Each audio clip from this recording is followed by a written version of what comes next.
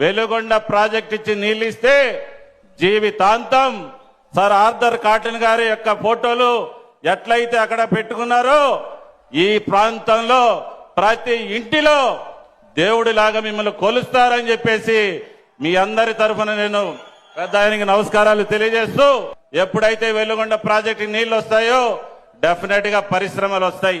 మరి ఎర్రగొండపాలెం నియోజకవర్గంలో అయితే ఎక్కువగా వలసల మీద ఆధారపడి జీవించేటటువంటి ప్రజలు ఉన్నారు. ఎక్కువ మంది కూలీలు కూడా పత్తి కోసేదానికి, మిరప పీకేదానికి, చెరుకు కొట్టేదానికి చిత్తూరు జిల్లా ఈస్ట్ వెస్ట్ లో కూడా వెళ్తున్నటువంటి పరిస్థితి.